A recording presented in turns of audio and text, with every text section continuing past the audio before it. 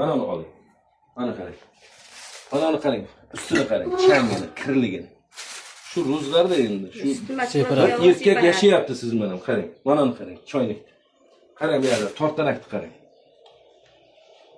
Mana changni qarang, mana kirligini qarang. Oling mana. Xaladin ustini. Shuni ishlatasizmi? Mana kirligini qarang. Ushlab bo'ladimi shuni? Xaladin. Ballaq qilsa siz bor-ku, ballaq qilsa. Buni qarang, mana qarang. Bu yoqqa keling, mahalla raisi. Mana qarang. Men sizga aytibdim, mana 3 kun, 4 kunlik idishlari bilan yotar. Assalomu alaykum, aka charchagan.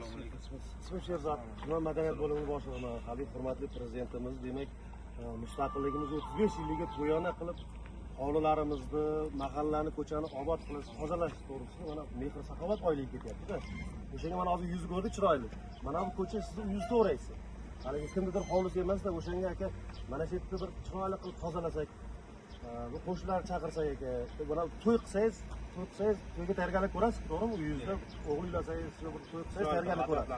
Atrof tozalaysiz, mehmonlarga tayyorlaysiz. Bugun yurtimizning to'yi, O'zbekistonda to'yi bo'lyapti, 35 yillik to'yi bo'lyapti. O'sha to'yga to'yona qilib, endi mana shular bir nima ekanligi tozalab, chiroyli bir mehmon kelganda sizni uyingizga mehmon kelsa, ko'chasi bahridan ochilishi kerak. Mana asos qo'yilgan masala yo'q. Lekin mana bunaqa ahvolda odamni sal rov bo'ladi-da. Bugun ketga tozalab qo'yamiz. Akajon, qo'shnilarga ham mana hozir mahallasiga, mahallangizga tashlaymiz. Qo'shnilarga ham aytasiz. Kimdir sizga qabristonga borib bitta pichoqni sanchib kelib birorta qabrga 5 million so'm beraman desa bugungi kunda rozi bo'lgan bo'larmidingiz? Bugun Abdulla Qahhor qalamiga mas'ul bo'lgan dahshat hikoyasi haqida gaplashamiz. Iltimos videoni boshlashdan oldin kommentariyaga bir raqamni yozib qoldiring. Agar oxirigacha eshitsangiz 3 raqamni yozib qoldiring. Bular mening shaxsiy fikrlarim. Obuna va like tugmachasini ham bosib qo'yish esdan chiqmasin. Abdulla Qahhor ushbu hikoyani 1936-yilda yozgan. Yillarga yaxshilab e'tibor beramiz. Voqea qanday bo'ladi? Dodxoh, ya'ni davlat amaldori, arz-dodlarni tinglaydigan inson va uning 8 ta xotini. Nima uchun xotinlar 8 ta berilgan juda g'alati. Chunki agar islomiy shariatga qiladigan bo'lsak, 4 ta xotin olish kerak. Ayni mana shu yerda dodxoh islomiy persona sifatida ham keltirilgan. Chunki u taravih namozlariga boradi, namoz o'qiydi, qo'lda tasbih.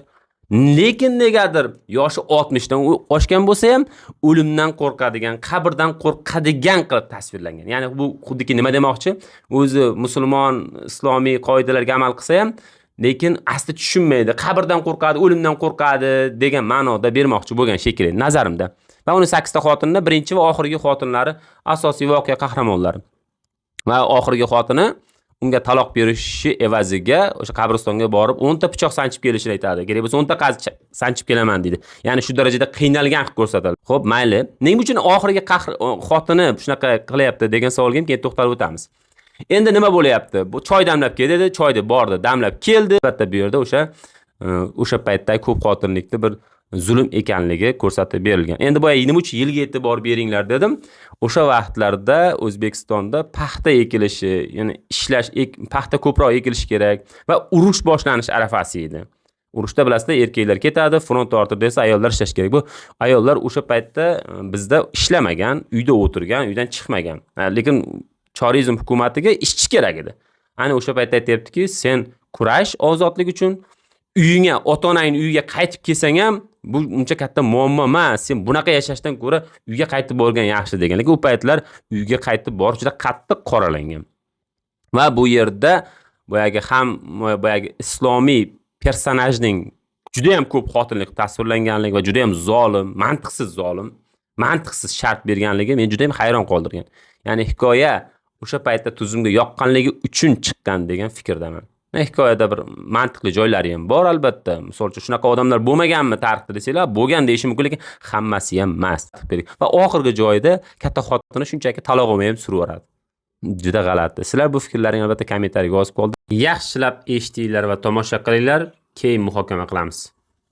Do'stlar, mana shu joyda bitta kitob magazinini ko'rib qoldim-da, kelib turib, kitoblarning o'zbekchasi bormi desam, yo'q, o'zbekchasi yo'q. Inglizchasi bor, fransuzchasi bor, arabchasi bor dedi. O'zbekchasi nimaga yo'q desam, o'zbeklar bu yerda kitob o'qimaydi. O'zbeklar bu yerda faqat ishlaydi deyapti. Shok.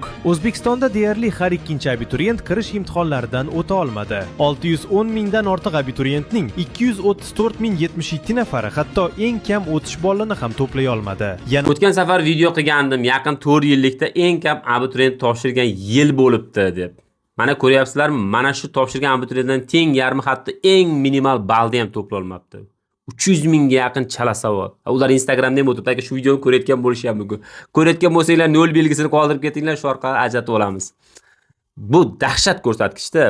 Bitta narsani tushunishimiz kerak-da. Bizni taqdirimiz hech kimga qiziq emas.